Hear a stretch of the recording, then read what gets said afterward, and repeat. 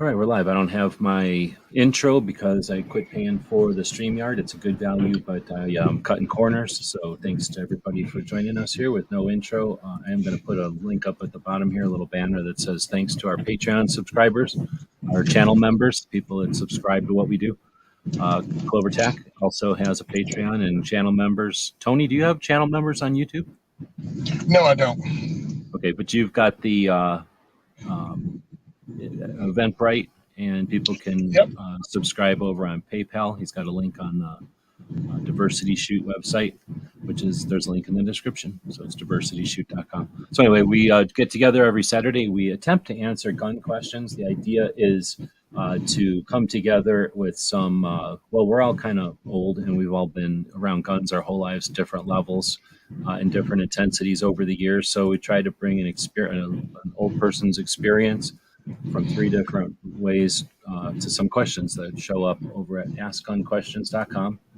And I'll start clicking into that and bringing those questions up as I say hey to Tony Simon, joining us from New Jersey. Thanks for jumping in. Okay, man. Thanks for having me on. Right on. So it's been a while. It feels like it's been a while. We used to talk on every Saturday, and then I think for the last 2 Saturdays you've been doing stuff. So we're catching you on the way home from work or something today. You catch me on the way home from did an appearance at a gun store, Aberdeen Guns and Ammo. Man, I came down. Anthony Calandro came down from Gun for Hire range. CNJFO were there. It was their 1 year anniversary, and Okay.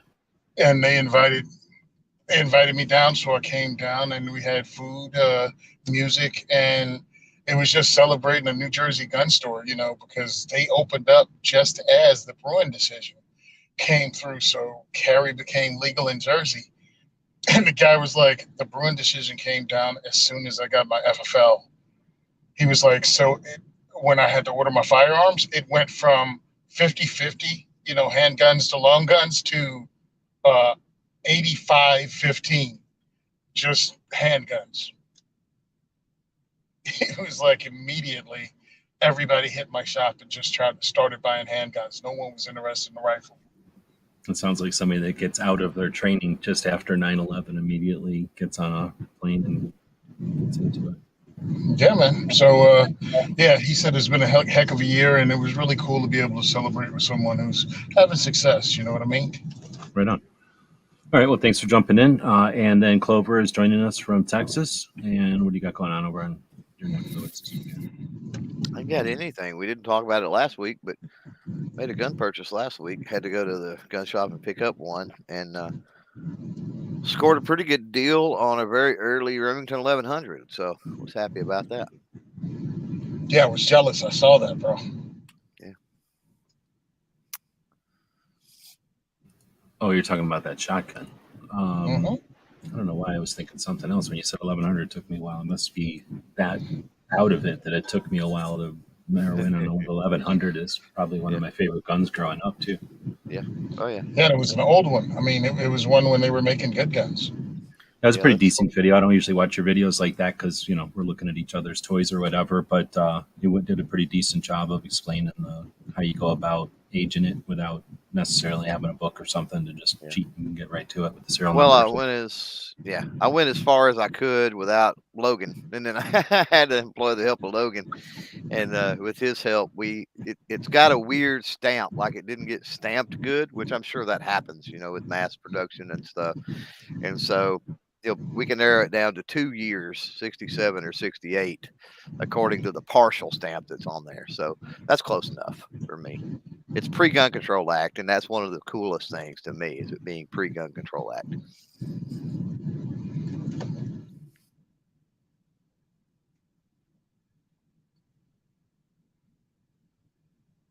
Yeah, you were showing different. It didn't have a serial number. Or it did.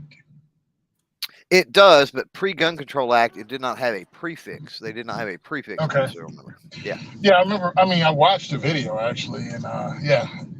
just lost in.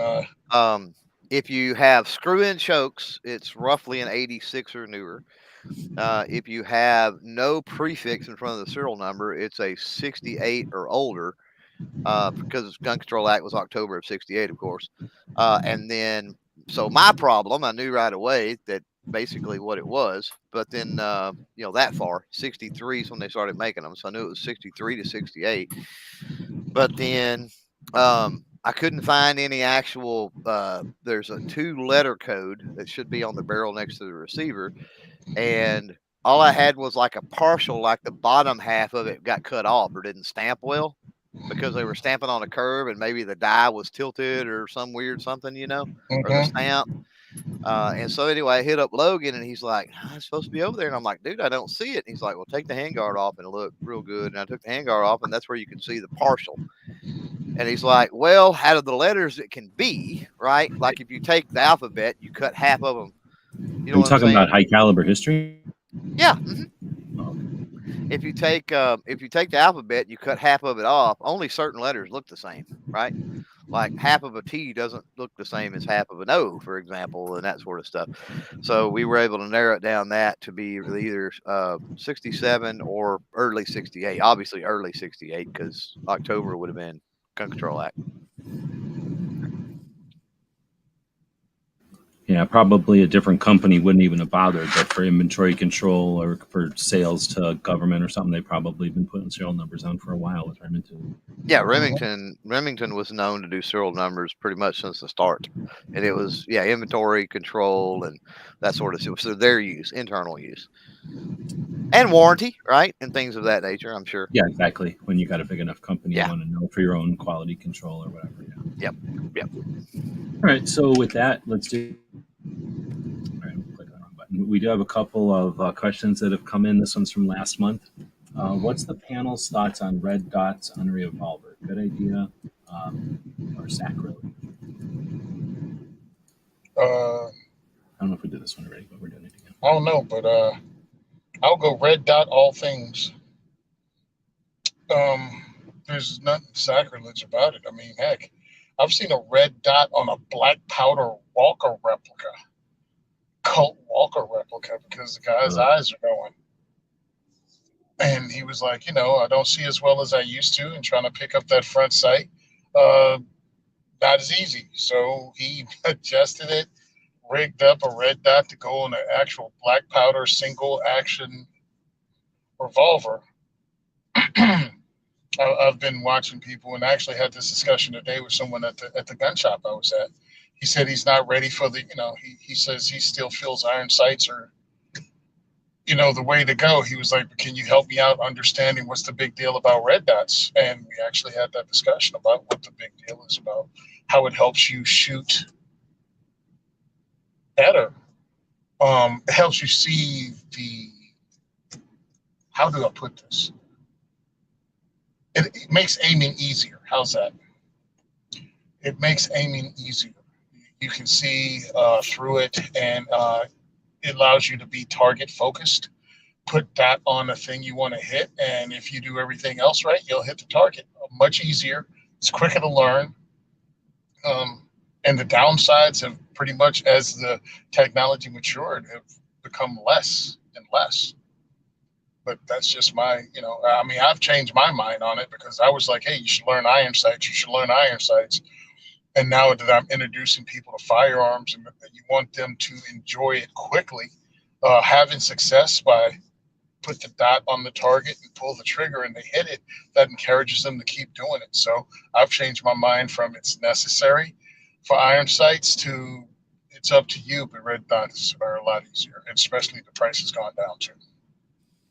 Yeah, but you would agree that if that person really wants to pursue it, that going back as far as introduction and first time, I get what you're saying. But then if you really want to pursue this and you really want to become proficient and maybe even compete in all these other things, going back and getting those fundamentals is important, right? 100%. 100%. And I think that needs to be said. I don't have a problem with what you're talking about. You definitely got to get them pulling triggers and hitting targets as quickly as possible when you're talking about outreach.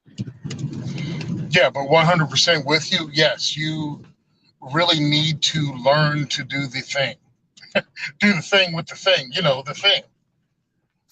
But I really feel it's important that you learn marksmanship fundamentals, including the use of iron sights. Yeah. I say it's sacrilege, right? But I'm gonna say it's sacrilege to me in the same sense that a scope or red dot on a lever action to me just looks stupid, and so in that sense, it's sacrilege to me. Uh, that said, there is a caveat because I've hunted before, obviously with scopes on lever actions, and I've hunted before with scopes on large bore revolvers, right? So there are, with that caveat, knowing that while it's sacrilege, there are specific circumstances that to me it's still acceptable, right? I think what you say is right. I think you could carve out if somebody's eyes were going, they were trying to make introduce somebody to somebody new to something, they wanted to make it easier. I think those little caveats, those little carve outs, those little exceptions are the same as the whole I'm going hunting with this, or I've got some kind of special purpose with it. And so, while it is sacrilege, I'm not hard and fast on that. Yeah. So- And now we're seeing. Oh, sorry, go ahead. No, go for it. You're driving. One of the things that it's funny to me watching the industry change up is the tactical lever action, because we were there. I mean, all of us were in the industry, or at least keeping an eye on stuff when Mossberg came out with their tactical industry with their quad handguard and their ugly like M16, M4 type buttstock. But then now that you have like Mad Pig Customs and Henry, and even I think Marlin like sells those things, lever actions with rails on it and everything else. Well, or the chassis, like Ranger Port Yeah. Precision and their chassis. Oh my, for like the Henrys. Oh my God, those things are freaking amazing looking, right? But it was like one the curve. I think we're losing you. Is that? Yeah, we're losing you, I think. Are you driving like down a hill or Oh. something? Yeah. I slid through an area. I'm watching the signal drop off and come back. But Yeah, you're back. yeah. Go ahead. All right, cool. Yeah, I like it. I like where it's going. The more people we get involved in this, the better it is. So for me, with the red dot on a revolver, so I'm not getting paid by anybody to talk about red dots, and I'm not against them just inherently. I like the idea of evolving technology and making something that's more able or useful or whatever. But I'm going to say it's like learning an automatic or a golf cart, and then saying you're a driver. Like, no, you've mastered how to learn how to steer and how to be in traffic, but you haven't learned how to drive yet because you haven't dealt with stick shift, for example, or any of the other difficulties of more complicated machinery. So I think to be proficient, you want to be more capable than just the bare minimum, except the thing that has the most easy to use features in general. So again, for introduction and for some circumstances, for some use cases, yeah, dots are fine. But here's my problem with them. They still are a piece of glass in a perpendicular and perpendicular. So they're perpendicular to the barrel, and they're perpendicular to everything else in the gun. So there's this pane of glass, essentially in line with your sights. Well, that's in line with anything that wants to go down. When you have this thing in your holster, they've been around for a while, but they haven't been around for a while to people to go, hey, I spilled mustard in mine, and now it was useless when I went to use it. Or, hey, I spilled ketchup in mine. Or, hey, I spilled coffee in mine. Or, hey, I spilled dirt in mine. Or, hey, I got blood in mine. Or any of the other things that'll happen when you essentially put a cup with a clear bottom that you depend on because you forgot how to shoot your gun without it.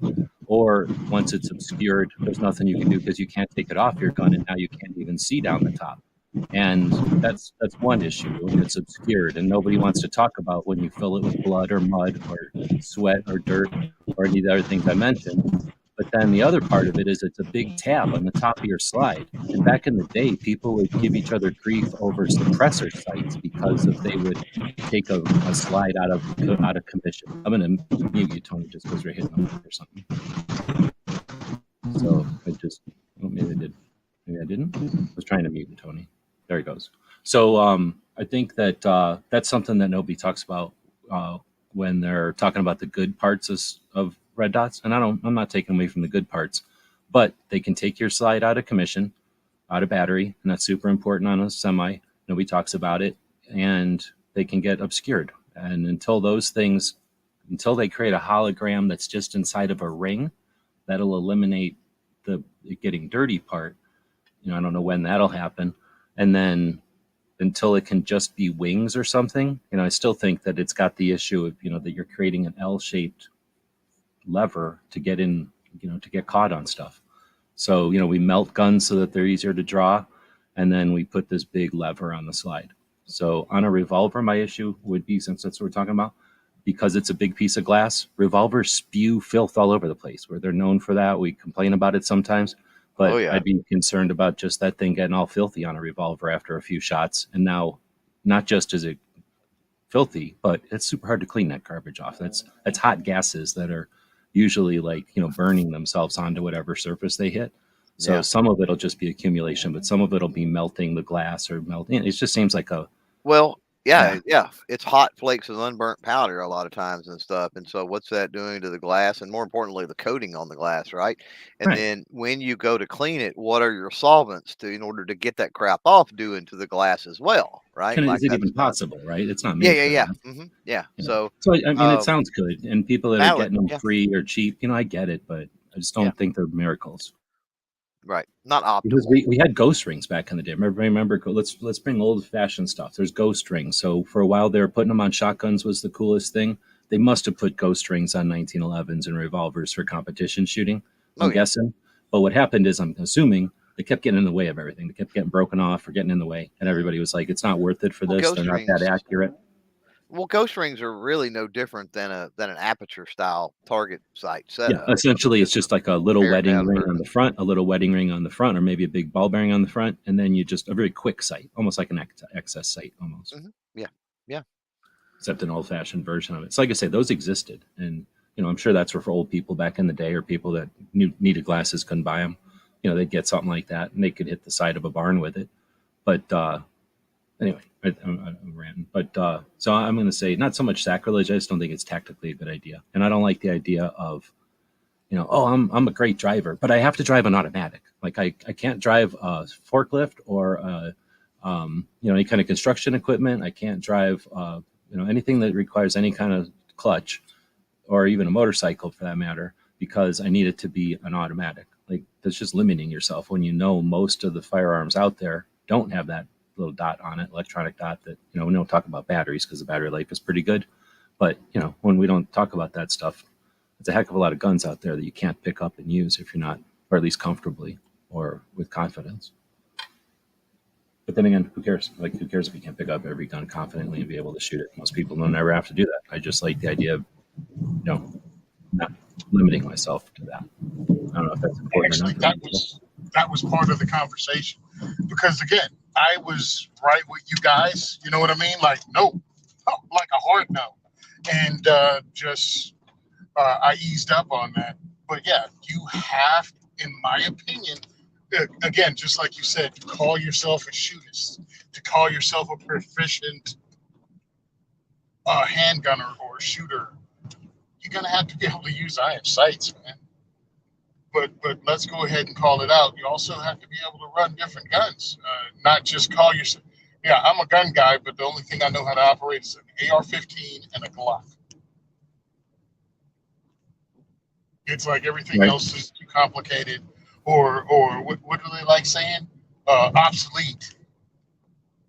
I'm like, because I'm still laughing at everybody who said the 1911 was obsolete until, enough people got paid to shoot staccatos, and then all of a sudden, because it's double stack, it's okay. Everything's the same. It's not like if John Moses Browning came back and saw a staccato, he'd be confused about it and wouldn't go, "Where's my check?" That's true. You probably would. Or he'd be looking funny whoever runs the company now, right? Yeah, it's not like John Moses Browning. You would see a staccato and go, "I'm dumbfounded how this works." But these are the same people that at one time were saying this whole thing is obsolete and old. And okay, so that brings up an interesting thing. And since nobody out there, except for Mike White and Robert and 500 Magnum, thanks for joining us and saying hey in the chat out there live. If you're out there, let us know you're out there. But let me ask you guys, if you were, and I'm just going to pick Browning because we're talking about him, but we could do this with a different inventor, I suppose. But if you thought, if somehow somebody used the what the hell movie? I was just watching a movie where somebody went, the Indiana Jones thing. Like if somebody used the new Indiana Jones movie time machine thing and zapped John Moses Browning to today for a little while, long enough, maybe a month or something. So he had some time to fart around and pull some triggers and whatever, but he knew he was going back. So he wasn't just here forever. So what guns do you think you would want to show him? And then what guns do you think he would dig the most? If you only had a limited time, you could show him like in a museum or maybe get him to shoot. So I imagine anybody who knew John Moses Browning was time traveling, they would let him shoot whatever they had, right? Well, definitely want him to see the high power since he started that. He didn't get to see a finished product, so for sure that one. I guess there's something to showing them like the current evolutions of their designs, their company. But I don't think too much has changed since then. He might be kind of frustrated by that. No, yeah, not really. Yeah. I think it'd be cool to see him hang out with Glock and to see what would happen just because they're both, well, he would be around and Glock is still kicking. Be curious to see, because they're not really the same at all, but they also, were kind of, their guns were kind of big. Yeah. Or Kellgren. Wonder if he'd dig Kellgren or not. I don't know. It's interesting. I mean, it's like, because, I've never read any books about what his personality was like. Like, would he show up and go, this is pretty awesome. Like, I kind of nailed it. Like, no one's really done anything so extraordinary that I'm baffled by it. Would he be intrigued by, like, the new materials? Like, would you show him, like, the polymer revolution, and would he be like, oh, that is freaking awesome? Or would like 3D printing be the thing that blows his mind? Oh, can you imagine? Yeah, can you imagine him the inventiveness on a 3D printer? Yeah. Yeah, without having to draw everything up by hand like a CAD machine. You can program it and you don't need an entire it'll be amazing. I think that would be more impressive to him than just, hey, here's FN's new high power. Oh, that's true. Yeah, show him the brand new stuff, or maybe show him what was it the 10 millimeter version that what's his face made Gunsight. What was that 10 millimeter? Somebody will know it out there. I can't think of it. That is a high point or high power in 10 millimeter. I thought. Oh, at the Bren 10, or you mean? Yeah, the Bren 10. Isn't that a high power in 10 millimeter? Yeah, I mean, I think they did. Is it CZ75 or a high power? It's similar. It's a little bit of both. Well, I think the CZ75 was a high power, and then it was a CZ75 or something like that.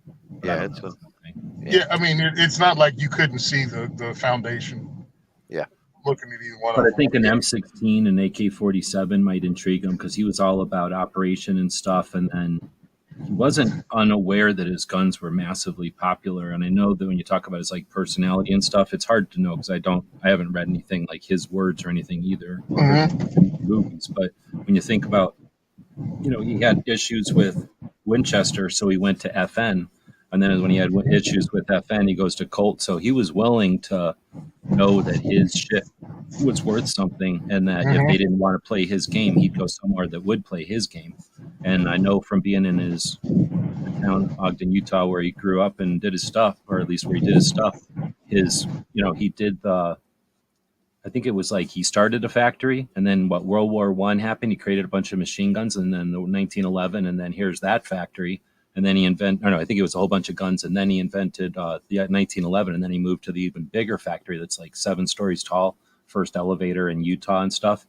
And he had to know his shit didn't stink when he was building the largest building in Utah with an elevator and shit, because the 1911 was the gun that stopped World War I or whatever.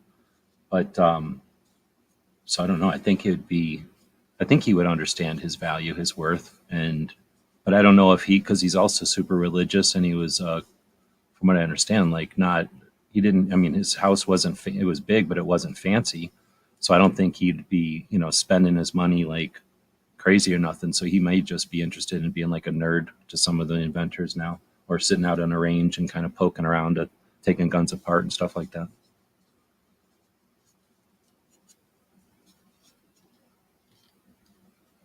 Okay, well, it's kind of a side question, I guess. So the next one is, if I disarm someone who's trying to rob me with their legal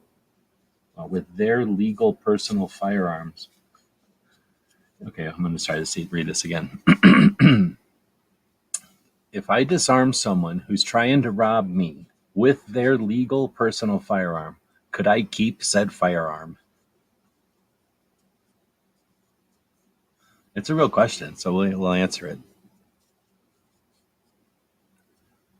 Maybe anyone? They're all muted. I'm pretty sure there's not some kind of you get to keep what you win or something. You don't get to keep their car if you have a fist fight.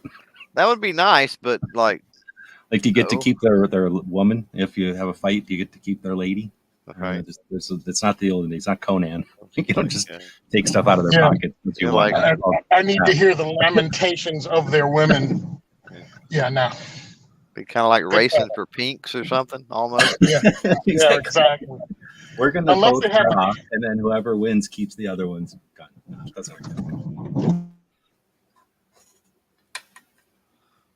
So, if I disarm someone who's trying to rob me, what a weird question. I guess, do you think that's legit, or do you think that's just somebody running around? It's got to be somebody running around. It's almost got to be, because, obviously, if you disarm them, yeah, because then if they turn around and reported it stolen or something, let's say it wasn't, law enforcement wasn't immediately involved, but if law enforcement was immediately involved, they're going to take that as evidence that they were robbing you, armed robbery, right?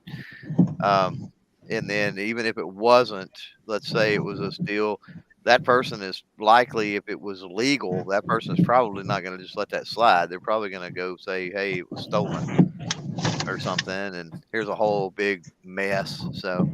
Well, most people aren't robbing you with their gun that they bought legally, so more than likely to pull it off at somebody in the first place. So you're going to go to the range with your new expired the gun that you won at the draw, and you're going to go to jail for stealing somebody else's gun. Right, at least until they sort it out. Also, look, you're going to have to call law enforcement. You want to call law enforcement because the first one that makes that phone call is the victim. And you don't want to be a victim of a robbery, and all of a sudden you're trying to explain how you're the good guy, but you kept this guy's property. Not really going to work out in your favor. But Patriot's saying, you definitely want to keep it until the police arrive and give it to them. But I wouldn't give it back to the individual. That's a good point. Unless he was robbing to $100 bill. Just saying, that may change. Hold on. All we heard was $100 bill. It broke up. Oh, I'm sorry. That sucks because it was funny. Yeah, say it again. I said, unless he was robbing me with a Cabot Arms 1911, and then by the time the cops show up, he'll have a high point with $100 bill grips. Nice. Yeah. That's not the gun I was robbing him with. Is he going to say that? Yeah, no, I used a $5,000 gun to rob him with. Yeah, no. Right. Yeah, that ain't going to work. All right. So we're kidding around, but essentially that is the correct answer, is that if you disarm somebody who's trying to get you, then yeah, you definitely want to follow through with the call to the law enforcement. Otherwise, who knows what an observer who saw whatever went on might think. And we don't live in some world where the victor gets the spoils. That's what I was looking for before. If that happened and the police were there, they don't go, "Hey, good job defending yourself. Here's that person's property." They don't do that. That's not equitable. It's just not how it works. So, and I don't even think in any movies that comes up. So I'm not sure where that's from, but for the reality is that you'd want to involve law enforcement. More than likely, that gun is stolen or was stolen. So you'd, ideally try to help get that back to whoever it came from. All right, so the next one came out from, I moved over, I can't see the date. This one is from the 6th, so from just the other day. I didn't post it yet. I'm about to buy my first rifle. I've looked everywhere and I'm able to buy an AK-47 or an AK-74 weapon in Maryland, firearm in Maryland. I know you can buy Dracos, but actually rifles are unheard of. So is that a question? I'm about to buy my first rifle. I've looked everywhere and I'm able to buy an AK-47 or an AK-74 style in Maryland. I know you can buy Dracos, but rifles are unheard of. So I don't know. Is that a question or am I missing something there? I don't know. I mean, there's AKs out there all over the place. Now, the price you want to pay may be, that's an issue. But obviously, they haven't looked everywhere, or they would have found one. So they are out there. I don't know what to say. Maybe they're trying to get one locally, and that can be an issue. I mean, there are some people that have literally, one local gun shop, that would carry something like that, because a lot of the big box stores don't carry things like that. They may only have one in a 100-mile radius or something that would carry something like that. So at which point, if you can own that to marry land, then find an above board place online where you can shop reputable dealers across the country or whatever the case may be, and have them brought through local FFL or something. I mean, I don't get the question in there, but I mean, I understand what the statement is basically saying, I think. I'm looking at the Wikipedia because I don't know the Maryland laws by heart, but I'm pretty sure they got an assault weapons ban. It says certain models of firearms are banned as assault pistols and assault long guns. It's illegal to possess. So I can remember when Marco was going through this when that happened, and I'm pretty sure there can be some grandfathered stuff. Krabby is clarifying you can't buy 7.62 by 39 rifles in Maryland. Krabby would know. Yeah. I was going to say, I think I don't know if there's grandfathered though, or if those people that own them from before the assault weapons ban went into place can. Can transfer them over. Yeah, and then that would make them even more rare. So you're gonna pay if you find them. Yeah, exactly. Right. So that's an even shorter answer. The answer is. So I'd say in the Wikipedia list at least. So take it for a grain of salt. It is illegal to possess an assault weapon or copycat with two or more specified features unless owned before October 1st of 2013 or received through inheritance of a lawful possessor and not otherwise forbidden to possess. And then there's been some Second Amendment sanctuary resolutions in some counties to resist it, but we know that's just mostly, organizing. It's not necessarily a combat, it doesn't change the laws. It sounds like the correct answer for that person that asked that question is to get off their butts, get to the state capitol, and start trying to change some 2A laws, because you're basically SOL. Well, you also have three other letters, SKS. That might be your choice with evil features. Remember, SKS, you don't have a pistol grip, you don't have a detachable magazine. True. So, again, as someone from behind enemy lines, SKS may be your 7.62 by 39 salvation. This is true. Good. One of the reasons they're not inexpensive is because of that. When there's a demand like that and they fill a slot, then they're not bringing in more of them, unfortunately. So I don't want to be doom and gloom, but they're not cheap. And thanks, Krabby, by the way, for chiming in.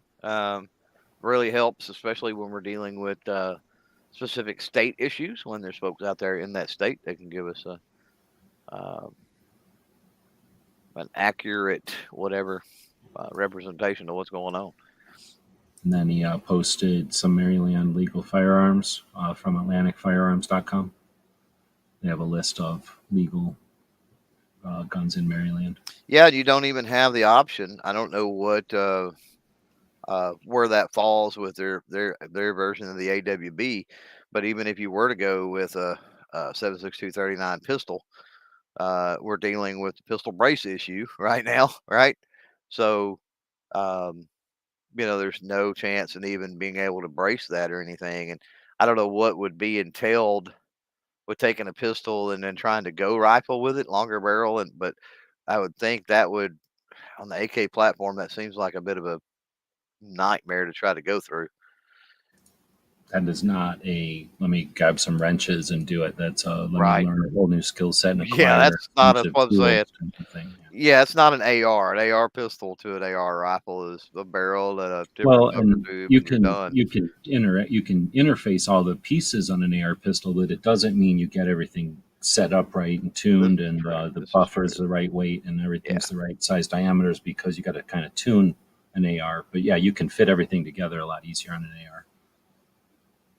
But anyway, we're talking around, because we don't have a clear question there, but essentially I guess we're assuming that the idea that the grandfathered stuff might be available, which means kind of like a wild card. If you're at a gun shop and somebody has decided to sell something and it's available for sale, right?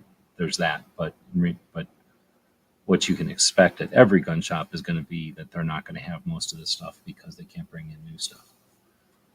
But they're listing a bunch of stuff out here.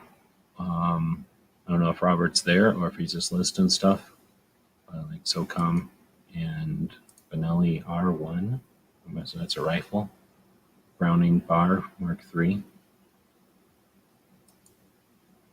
So non-standard defense rifles that are 50 state legal. I guess that's what he's listing. Right on. Okay, so Krabby Turtle's asking a real question. Are 7.62 by 39 ARs, I'm assuming that's what he means, because there's also 7.62 by 51, like 308 ARs, but we're assuming you mean a hybrid 7.62 by 39 AK caliber AR-15. As reliable as AKs in general? No, they can't be. Nope. The 7.62 by 39 is a tapered round, so it's got like a conical shape to it, and that's why an AK magazine curves the way it does.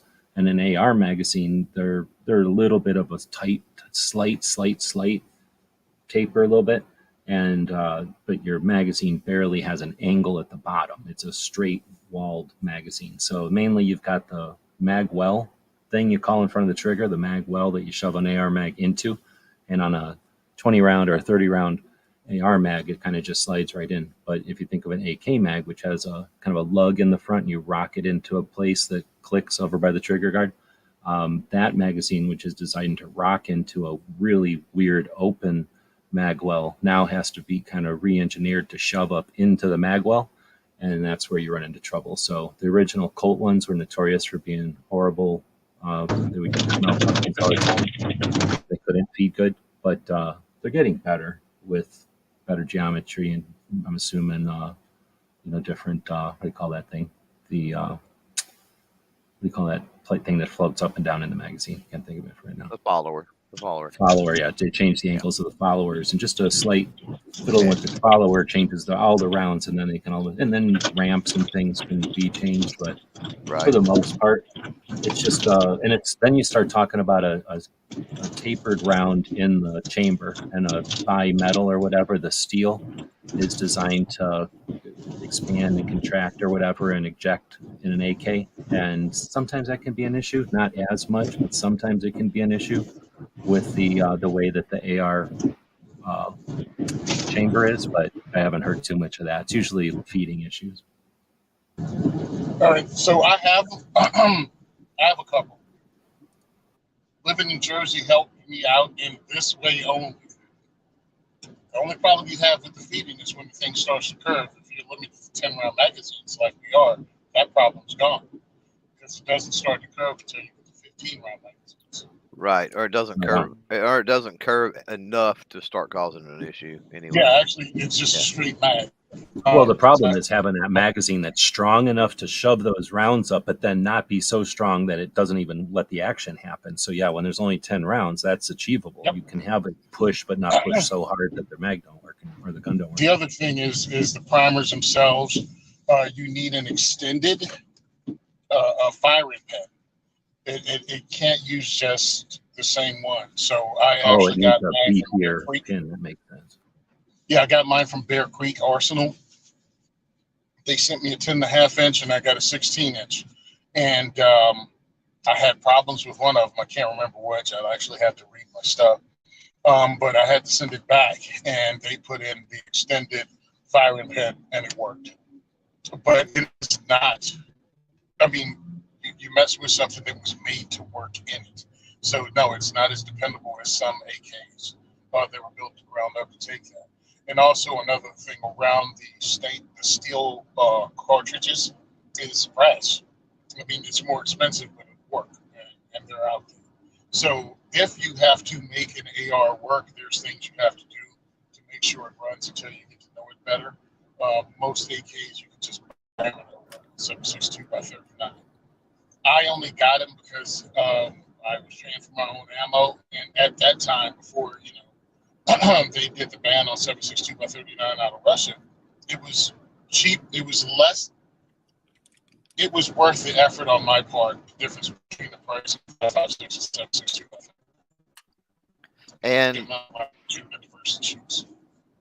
And I'm going to play the to be fair person here because I own a lot of alternative caliber AR-15s, and anything outside of 5.56 223 typically requires a little bit of tweaking or changing this little thing or that little thing or something like that. And it's like Tony said, is that initially that platform was not designed for those cartridges. Doesn't mean they can't work, and they can't work eventually reliably, but sometimes there is a little bit of tweaking that goes on, and that you're talking 7.62 39, 300 blackout, 458 SOCOM, 450 bushy, 6.5 Grendel, 6.8 SPC, whatever it might be in that alternative. Well, even when you're going down that road, you get the beginnings of 223, and you get the beginnings of M855. So you get different countries coming in with different NATO, whatever. You got 223 going into a SAW machine gun. You got 223 going into a sniper rifle bolt action. So you've got ARs that have to be tweaked all the time anyway. Just for the regular old 5.56, you get jammed into them, or 223 Valid gets point, into yeah. them. Right. Yeah. So that's why they have different buffer weights and different receiver extension. Well, that's the buffer weight, but different springs and things like that. Like Robert's saying, tweaking is half the battle. And that's where experience, having a lot of guns around. That's why going to classes is such a great thing. Like, I recommend going to like a rifle class. Not only do you learn stuff, but if you go into a decent rifle class where there's like 12 people, there's maybe 16 guns there. And then if an instructor has another 6 of them, that's a lot of experience getting to just look at stuff and fiddle with stuff. You don't have to touch everything to see how it operates. If this capable person isn't able to run this, or this incapable person is able to easily run this, that's a lot of data you can glean without even touching the gun. So, there's a lot to. Well, I don't want to make it sound like ARs are difficult, but and it's not that hard when you put an AR in front of a bunch of people who know what they're doing to say, hey, can you help me fix this? Like, it will get fixed. It's just like bringing a poorly running motorcycle into a bunch of gearheads and say, hey, help me fix this. Like, it'll get fixed. But it could be costly if you have to do that yourself. Like, if you don't have 6 people that have 6 different buffer things to fiddle with, or 6 different gas options or something to kind of test it. And then they can go, okay, here's what you need. Now go to the store and buy the one thing you need. If you have to start going to the store and buying 3 things to try to fix your one AR, that's why people have 6 ARs, because they tried to fix something, bought 3 parts, and they're like, well, I might as well buy 2 more, put 2 more things together. All right, going off on random tangents there. Anything else with with the 7.62 by 39 ARs? What do you guys think of, since we're talking about it? We're inevitably going to talk about, or the other things that come up are the SKS. If we're talking that question, one alternative is SKS. AK is not an option because of where he lives. So the other option would be some other kind of 7.62 by 39. So mini 30 bolt action. You have a bolt action 7.62 by 39, Clover? No. I got a FUD gun that he don't got. You don't have anything like that up there. Dude, is there anywhere for you to shoot bolt actions up there, Tony? Oh yeah, I mean, for intermediate cartridges, yeah, I can still do that. because of the stupidity of Jersey laws, I've thought about alternatives to ARs and AKs a lot. So yeah, SKS is the first at the list because it's semi-auto and it doesn't have any of those features. And then when we start getting into bolt actions, good thing. Bolt actions that take AR mags. Who had that? Two different companies had that. One is Ruger. Remington and Ruger? No, Ruger has them, and Mossberg? Mossberg got them. Yeah, Mossberg got them. So there were Sig options. had one, or am I crazy? Did Sig have one in like 18 or 16 or 17, something like that? Anyway, sorry. Go ahead. And Howa also had them. So again, I mean, I tell people, living in states like ours, crap can go sideways overnight, as you saw in New York. Set yourself up for success if you're going to be one of those guys. I mean, truly, and it's also kind of cool to just have something different. But you don't want to find out everything you have is now illegal, and now you have to do something like buy a bullet button or get rid of your firearm. In Jersey, they made our stuff illegal, and pretty much that day it was illegal. You couldn't even give it away. Like that's the law they passed. So that's what we deal with here. That's why I've thought about this situation. It's just different things you can use to fire intermediate cartridge like a 5.56 or 7.62 method. Hopefully one day we'll be looking back at this sooner than later. One day we'll be looking back at this. Hopefully it's sooner than later at the workarounds and, you know, the compliance with unnecessary rules from people that weren't aware, right? And the results of that compliance, you know, the good stuff that comes out of the unnecessary effort put into complying with dumbass rules. So once these things are gone and people have, you know, more freedom, so to speak, to pursue what they're looking for, you know, hopefully some of the stuff will develop. You know, the stuff will exist, in other words, and somebody will be looking for a way to do something with it outside the box, and hopefully we'll see some new development from some of this stuff. Getting kind of general there because we're getting close to the end. Chris from 740 is out there. Good afternoon. A bunch of people, I don't know if we said hey to Robert specifically, and Krabby Turtle when they jumped in. Patriot courses out there, Mike White. Oh, AR7. Why does it say AR-76? What happened to 17? So AR is out there. I think that's the same AR. And if I missed anybody, apologize, but we got a bunch of people joining us live. The next and last question that came into the website, we have a website called askgunquestions.com. It's been up there since 2007. Just ask a question over there. And over the years, we've answered them in different ways. We've been doing this one now for over a year, I think, where we bring in Tony and Chris or Clover and answer these questions from the old folks' point of view.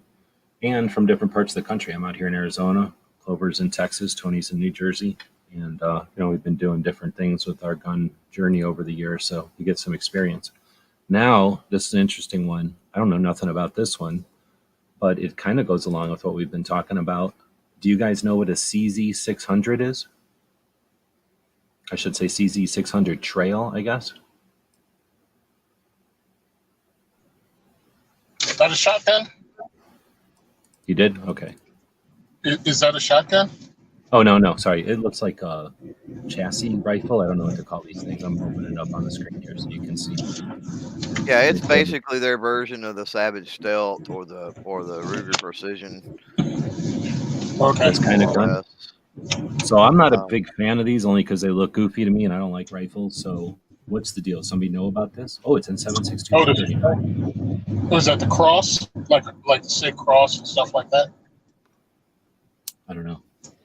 It's a bolt action and it looks like it has a magazine and it's all skeletonized and goofy. I call it like a chassis gun. It looks like they just started with a chassis and started adding pieces to it. Or am I wrong? Is this like modular or does it just look modular? I'm thinking Am it I is. sure? Again, I'm sorry. Yeah, okay. I'm driving, so but I'm thinking it is. We may have Unless that's talked just about. unless it's just supposed to be lightweight, but I think it's looks like it's modular. And then I guess the idea is Well, you don't have to worry about iron sights unless you want to, and then you put an optic on here, and it's what, super lightweight, or is the idea that you can collapse it up and go hunting with it or something? it's probably not going to be super lightweight. That's probably all aluminum, so not necessarily super lightweight. But So it's not any lighter than like a wood stock. I don't know. It depends on the barrel. I mean, looking at it, I've never handled one, so I don't know. I know it's a stripped down stock on there, so that's going to help a little bit. But you got more of that precision rifle grip angle on it.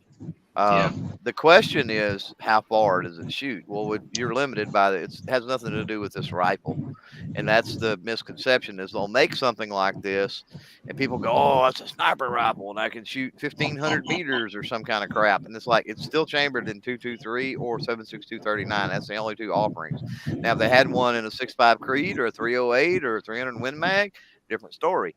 So, to answer the question, how far can you shoot? Can you shoot? A long, long way. Can you shoot? How far can you really be accurate and have fun? And like if you were doing PRS or you were doing something like that, again, limited by the 5.56 or the 7.62 39. So I would say, you're starting to push max with either one of those at 700-ish yards. Tony G, jump in on that. 700 with 7.62 by 39. I said you're starting to push max, right? Well, 7.62 by 39 in precision shooting is crazy anyway. Yeah, I don't think anybody's hitting anything at 700 yards very often with 7.62 by 39. You could hit the side. You could hit a chicken or so, like something. You could hit like a side of a. Well, you got to realize that's an 8-inch target. So you can get at 700 yards. That's a 7-inch target. You so can hit 8 inches with this. Yeah, With the right load, with the right optic, could you hit 7 inches? Yes, 7-inch square, and better than an yards. AK. Yes. For sure, definitely better than an AK. Yeah, but it is right. definitely that's asking a lot out of any shooter. Yes. Yeah. But 7.62, but in 223, I bet you this thing is a freaking laser gun. Like this thing probably shoots great in 223. Yeah, but still you're limited by the weight of the projectile over distance. And the 16-inch barrel, right? Like you'd probably want some optimal 20 to 18 or something, 18.5-inch barrel with 223. I don't know what the math is. Yeah. The length, sorry, is. Oh, the rifling on 223. I don't. Let me look. I don't remember. It's 1-in-7 with a 16.2-inch barrel. Oh, that's so it'll run the heavy stuff. Yeah. So it's designed to get out there a little ways. So the 1-in-7 is more or less twist than like a normal more AR? More twist. More. Okay. Yeah, designed for 77 grain. That means it's designed for a heavier bullet, twist it more, give it more rifling, and get it out there further accurately. And the heavier bullet will buck wind and everything else over a distance better too. Yeah. Okay. And in 7.62 by 39, it's just always the same. Like they don't ever change any of that, do they? 1-in-10. 16-inch barrel, and it's a 1-in-9.5, essentially 1-in-10. Yeah. Yeah. Because I don't think they can do anything to make 7.62 by 39 any better. You make it a 300 win, 300 blackout if you want it to be better, right? Yeah, it's maths. You have a 120, 122, 125 grain bullet. That's the optimal, I'm assuming. I mean, that's what I've seen.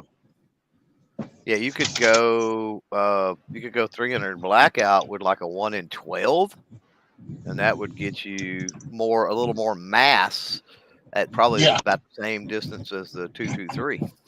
But you'd be chunking 115 grain projectile instead of, let's say, a 72, right? So more mass. Because I was just going with the M45, M45 of the 7.62 by 39 now. If you had the CZ600 trail, would you be able to rock a ponytail, or does it have to be a man bun? No, you can absolutely it's got CZ on it, man. You're good to go. You can do a ponytail? Okay. Yeah. Skinny jeans, ponytail, man bun. I think the skinny jeans are the identifying factor there. I've been thinking about doing the ponytail over to the side so that it's a little bit different, but it's still a ponytail. Well, But if you're wearing your hipster toboggan, then does your hairdo really matter at that point? So I was thinking sunglasses backwards. that's true on the toboggan. Sure, yeah. Is All it right. even called a toboggan? I don't think hipsters even call it a toboggan. But You're talking about the little tiny smoking cap? That's a southern thing. The rest of us call it a Okay, cap. I understand something. One, you're wrong about the headgear. It's called a fedora. And that's what you wear could be, when yeah. you're shooting your chassis system rifle. Fedora. With a feather out of it. Yep. Oh, definitely. And you But got a to be feather. drinking something where you've taken wood and burned it on top of whatever you're drinking, so that there's Oh, wood yes, smoke yes. on top of it. Yes, you have to have the hickory smoke infused bourbon that was aged in rum barrels. After, of course, but that's what you're drinking after. Yeah, definitely after. Only buble in your canteen while you use it. But I don't know. These have been around for a while, and everybody likes them nowadays. They're neat. I don't like the idea of having the grip angle. If I want a rifle, I'm just used to shooting a rifle like down in the, I'm thinking prone or sitting on the table. I don't want to have to be up on some kind of thing where I feel like I'm riding on the back of one of them big ass one-wheeled bicycles or something. I want to be down on the table. I'm there to lay on the table, and then my gun is laying on sandbags in front of me. This makes me feel like I've got the gun on sandbags in the front or some kind of kickstand in the front, and then the shoulder thing in my shoulder. I want my gun to be more accurate than this. I want it laying on the table like the old days. Sandbag under the stock, a sandbag under the grip, and then your shoulder up behind it, and now you're laying kind of into it. Like that gun ain't going nowhere. Oh, snap! You just got me to thinking there as I'm looking at it. You talked about the shoulder thing. That shoulder thing has a thing that goes up. Do you notice that? Is that It even does. legal? It has both kind. The actual shoulder thing that goes up and a shoulder thing that goes up front here. Oh yeah, it does. Got both. I mean, that's a double That's- shoulder thing that goes up. That's It's like double a double dangerous. barrel. Yeah, But yeah. it's- They'll This probably ban this those is this dangerous. year. Just looking at the picture of it, just talking about it, just Yeah, hearing about us talk about it is dangerous. They have to ban those this year. They have to. Like they can't allow that. Come on, man. So Patriots asking a specific question: what is the upper range pressure on a 45 ACP versus a 10 millimeter? I have no idea. So, you guys have any idea what this is? I can look it up. Yeah, I can. If there's a search for it or something, but I don't know. Just off the top of my head, I think 45 ACP, isn't that around 20,000 foot pound? I'm digging. That might have been something I had in my head whenever I was reloading 45 ACP, but I never really like loading. As much as I like 45 ACP, I'm going to carry real ammo. I'm not going to carry reload. So I reload 44 because that was fun to go shoot, and I was never going to carry it. Max on 45 ACP is 21,000 PSI. Properly loaded 10 millimeter, 37,500 PSI. Just a slight difference. Just a little. And 9 millimeters, like 14 PSI, 9 millimeter. Oh yeah. I knew it was considerable, but I didn't know how considerable. I couldn't remember. Chicago Mike is saying that gun looks like a rake. It does kind of look like some kind of garden thing. Right. Or like a cane, maybe, like something you'd use when you're old to like get around. Right. It does kind of look like a cane gun in a way. Yeah, like the kind of brace or whatever, like that one kind. And then maybe like a little shock absorber. Mm-hmm. I was looking at some picture because I was looking at Instagram while I was waiting to do something earlier. And I mean, as much as I like, people Instagramming when they go to classes or they were at some event or something, it was like a group of maybe 8 people. And the first group was kneeling and, muzzle straight into the rocks or whatever. It's like, what happened to Tony? Oh, he probably got jumped. This looks Magnum. Like a 30. A little bit, yeah. Magnum what? Oh, 10 He millimeter had a Magnum. Oh, no 500 Magnum up there. Was asking about the 21 Sharps earlier. oh, so that's a new caliber. Yes, the new one Winchester's played with a rimfire. It's basically a 22 long rifle with a non-heeled projectile. You know how 22 projectiles heeled, right? Heeled meaning the knurling in the middle of it. Heeled meaning the case is crimped around, like the diameter of the case and the diameter of the projectile is the same. Yeah. So I think it's dumb, like, because it's rimfire. But that's just me. Like, Rimfire has no business in 20 anytime. Like it's over. like, I'm okay with rimfire being over. leave it 22. I mean, you can. The cool thing about this is the 21 Sharps. You could change the barrel on basically any 22, and it'll work. You know what I mean? Because except for the bore and a little bit on the chambering and the bore, it's just the exact freaking same. So like, I don't understand it at all, and it's rimfire. So like, why? Is the question I asked. Like, I guess because we can, but sometimes because you can doesn't mean you probably should. And Winchester's done a few things like that.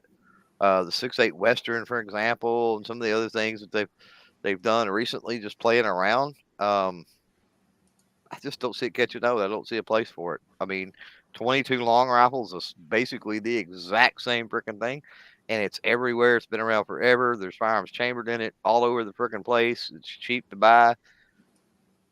I don't get it, but hey, they got to play. They got to spend the R&D budget on something.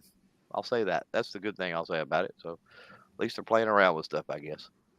So Clover's been asking about 21 Sharp. You know anything about it? Tony, you got an opinion on it? Nope. Yeah, I'm still learning right now. So essentially, I guess what you're saying is it's a 22, but instead of crimping in the projectile, it's more like a 25 ACP or something where the bullet is just setting in there. It's seated, yeah. Yeah, seated. And then what you're supposed And to be it's smaller you're because supposed to be it's tender got to with be a it, little. or- It's got to be a little smaller in order to seat, right? And that's why it's a So 21. that's why it's a 21. Okay. Not a 22. Yeah, yeah. But so then- the bore is different. So you got to be more it's fragile, or you have to be more careful with it because it can't take the abuse of a 22 anymore. Like you're not putting 6 of these in your pocket or something. I don't know. I mean, I put 9 millimeters and other things in my pocket all the time and don't have a Well, problem. 9 millimeters, all right, but they're Well, not 45. Pick your deal. But yeah, I hear you. Anyway, so I'm just thinking like it just seems like a tiny little thing to be just pushed in there.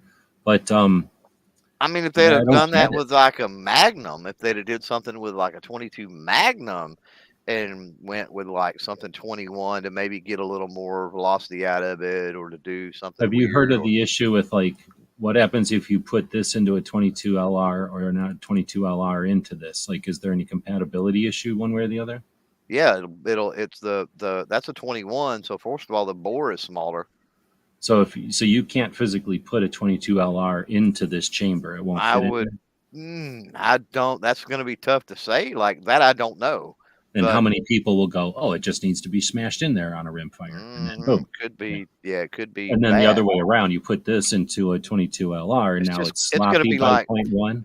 It's going to be, yeah. It's going to be putting this in a 22 LR, and if you don't swap the barrel, will be like putting a 22 LR in a 22 Magnum, like the revolvers, right? You get a 22. You can do it. It's just not as accurate anymore. Yeah. If you have a revolver that has convertible cylinders from 22 to 22 Magnum, in case you don't know, that barrel is 22 Magnum.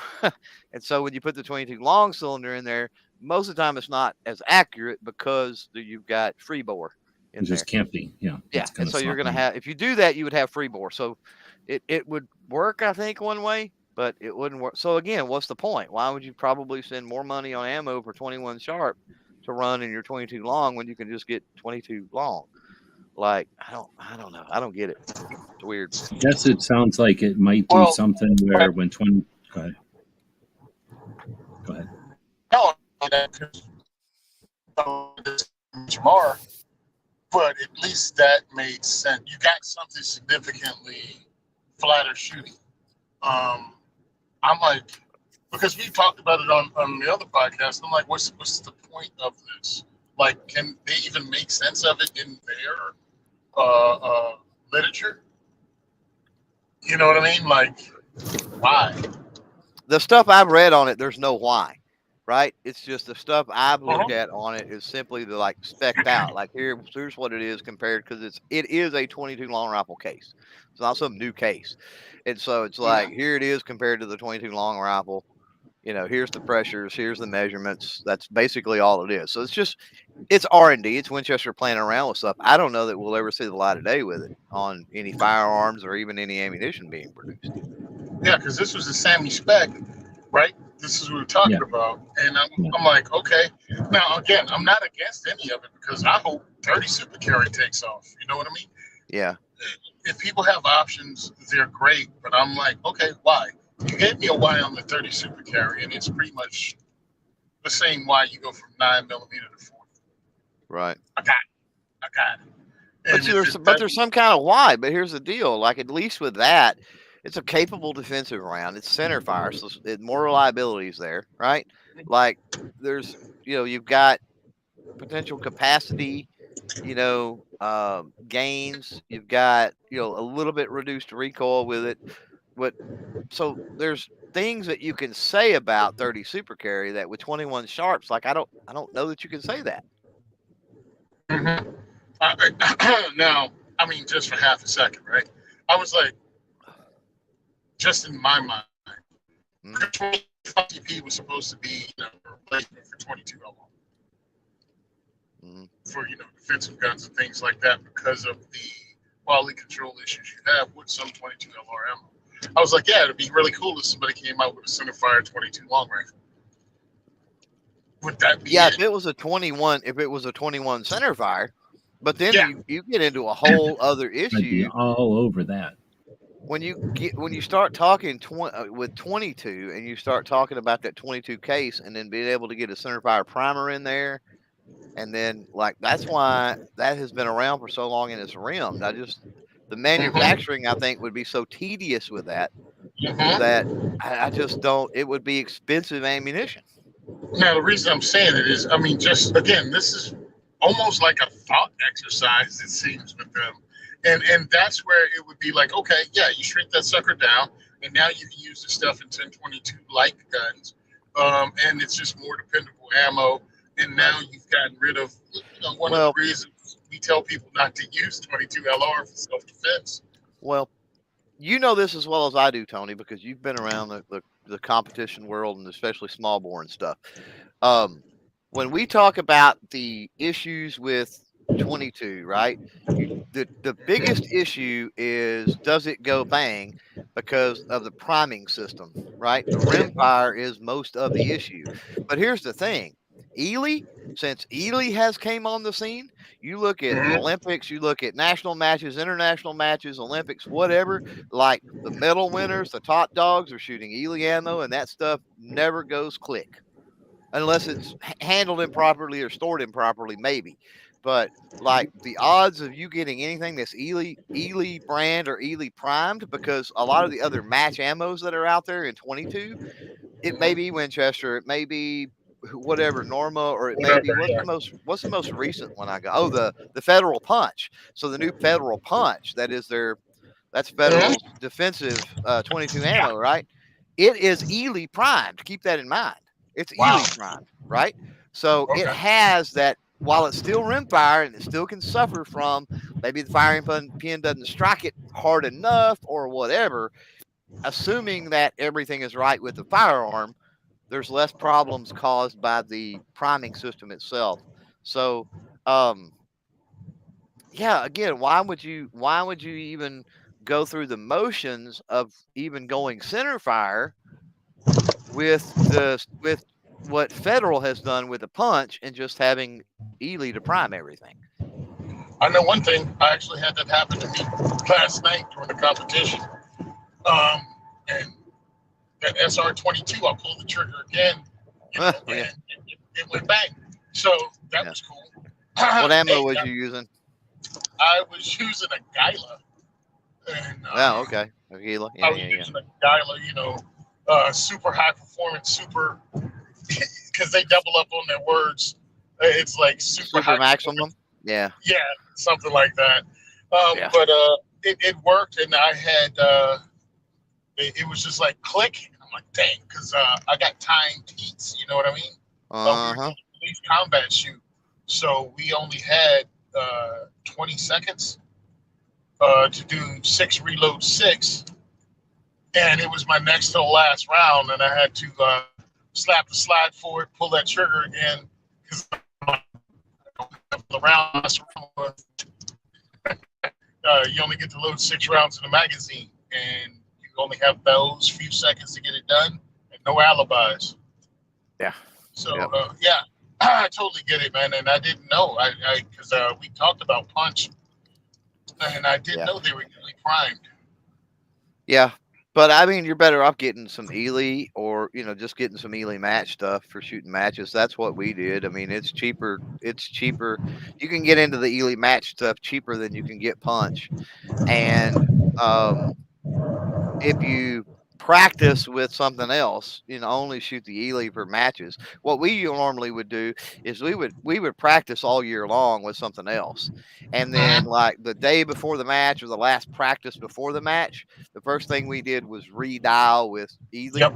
And then we shot Ely for that practice, and then we were good to go. Sounds like a plan. Got to talk to my ammo sponsor. Hey, the good part is this again. Did he fall out? I think so. Well, he got cut out. He's still here. But it's the hour mark, and I know Clover's got to get going here. So I'm going to... John was asking about reloading 22 ACP, and you can, yes. 25 ACP. 25, I'm sorry, 25 ACP, yes. But, yeah, and it's difficult, like it's a pain in the ass. It is small. Tweezers, but it is small. Yeah. Small cartridges and neck down pistol cartridges reloading are a bit of a pain. But it's so small that you don't have to be like... Your idea of fun is building ships in a bottle, yeah. But you don't have to... Yeah, if you like building ships in a bottle. Yeah, true. Some of the big calibers, you really got to hork on. You don't have to do that with the little calibers. Yeah, that's true. Yeah, 50 BMG's like fighting a bear every round. John Z was saying, enjoying my shrimp salad with avocado, homemade. So interesting. Let's see. And then if we missed anything, I apologize. We're kind of just riffing here at the end. But I think we got caught up on the questions that came into the website. So thanks everybody for dropping those in.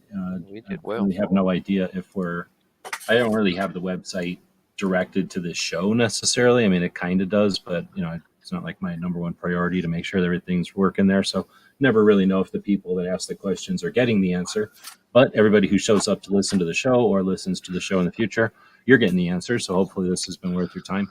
Even if it's not your question, hopefully just us discussing this stuff is just a refreshing change from the, the new stuff or the hype or the news of the day and that kind of thing. So we appreciate everybody joining us. Now, both of these guys have things that are going on. So Tony, what do you got coming up next? Besides unmuting. Coming up next, I'm going to be doing a contest to raise funds to help me go to Detroit at the end of the month with Rick Ector. Goal, Rick Ector, myself, and trainers from across the country are trying to introduce 2,000 women to handguns in one weekend. So that's what I'm going to be raising money for. So I'm driving. So if you can help me out, I'm filming today. The contest is going to include a knife from Cobra Tech and some other stuff. I'm putting together a prize package for it just so we can get funding to pay for my hotel when I'm out there. Also in August, diversity shoot is 3 diversity shoots going to be held in August. So go to diversityshoot.com, find the one near you. Sunday, I'm going to be doing releasing a lot, which includes all 3 dates you can purchase tickets for. And these 3 events are in New Jersey. And while I'm out in Detroit, I'm going to be talking to the ranges out there to start hosting diversity shoots in Detroit in 2024. That's another reason I'm going out there. Rick has encouraged me to try to have diversity shoots in Detroit. So that's what I'm doing. That's what we have going on. you can go to diversityshoot.com and figure out how to help fund this. Really appreciate it.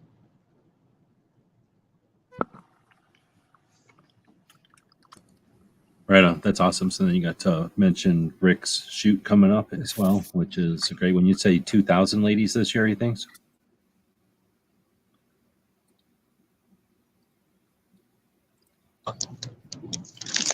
That's what he's been saying. He knows he can get 1,000. He wants to keep growing it every year, and this is the 12th year. So he's just working to make it bigger and better every time. He does a lot of posting about it, but then I always miss it. Well, I have missed it this year at least. So I finally found somebody else, like 1 Million Moms, posting about it and got it up on my calendars maybe a week or two ago. But I never know when he starts posting. At least I watch his Instagram, and I don't think his Instagram is his first. At least the channel I watch on Instagram isn't the first thing he posted on, because it almost got by me this year. I think it's a cool project, but then the side effect or the extra icing on top is that he brings together so many instructors, and y'all get to be in the same town for the weekend, and there's all those after hour hours, time after when you're not on the clock with that, so to speak, that you have an opportunity to meet up and chat and just kind of have a different type of